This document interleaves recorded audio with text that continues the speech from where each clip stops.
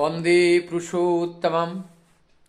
परम दयाल श्री श्री ठाकुर जी के पास हाउजरमैंदा और हमारे परम श्रद्धेय केष्टदा पंचनंदा और बहुत सारे भक्त ठाकुर जी को वेष्टन करके बैठे हुए हैं। उनमें से परम दयाल हमारे हाउजरमैंदा की ओर देखते हुए हाउजरमैंदा को कहते हैं, मैं कभी भी अपने लिए ना कुछ मांगता हूँ, ना मैं अपने लिए कुछ करना चाहता हूँ। मेरा मन भी अपने लिए करने में इच्छुक नहीं रहता है। मैं सदैव दूसरे के लिए करना अच्छा लगता है। मैं अगर कभी किसी से कुछ लेता भी हूँ तो लेकर के मैं उस चीज़ को किसी ज़रूरतमंद लोगों को दे देता हूँ। एक तरफ से लेना, दूसरी तरफ दे देना।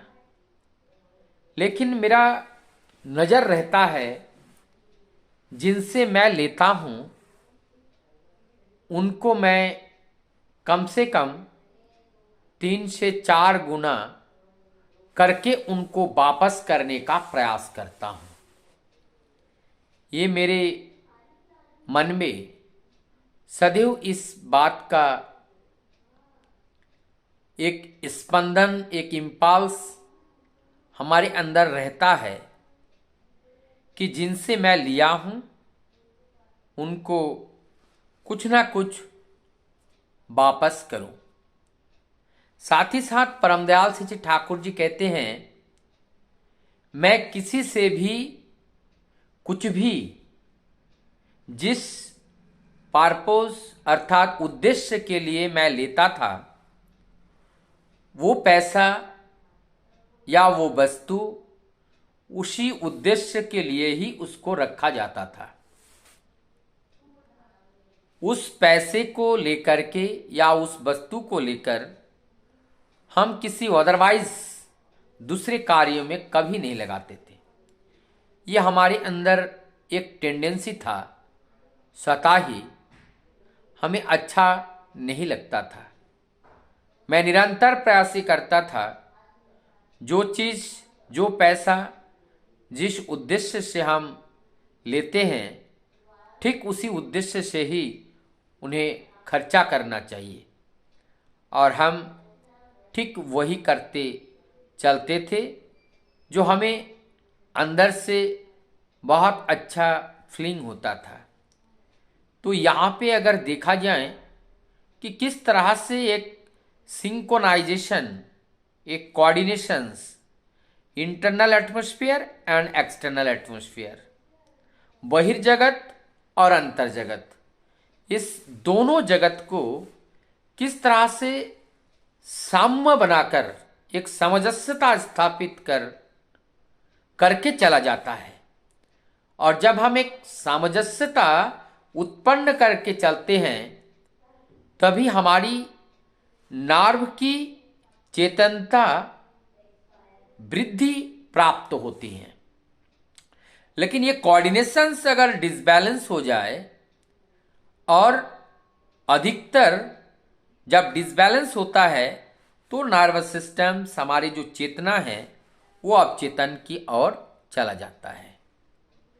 तो जीवन में वास्तव सत्यता जो परमपिता हम लोगों को सिखाना चाह रहे हैं कि देने के माध्यम से ही हम पाने के अधिकारी हो पाते हैं। इसीलिए परमपिता हमें देना चाहते हैं, लेकिन देने का राह नहीं मिल पाता है, अर्थात रास्ता नहीं मिल पाता है। इसीलिए वो दया परवश होकर वो हमसे मांग लेते हैं, और लेने के बाद फिर हमें कई गुना करके वो वापस करते हैं। अच्छा, वो हमसे मांगते ही क्यों हैं? इसीलिए मांगते हैं कि हम परोक्ष या अपरोक्ष रूप से, सक्रियता या निष्क्रियता रूप से, या सज्ञान में या अज्ञान में, या वास्तव में या अवास्तव में, जितना जो भी मैं उनको पकड़कर चलने का प्रयास जो करता हूं, उसी का फल है कि वो मुझसे ही मांगते हैं। और जिनसे परमपिता मांगते हैं उनके जीवन का भी ये परम सौभाग्य होता है। इसका मतलब उनको देने के साथ साथ पाने का दरवाजा भी उनका खुल गया।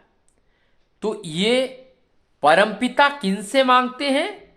जो अपने पूर्व जन्मों में दे रखा है, किसी को दिया है, वो देने का अर्थात दया का दरवाजा खोलने के लिए, जब दया का दरवाजा कौन खुलेगा?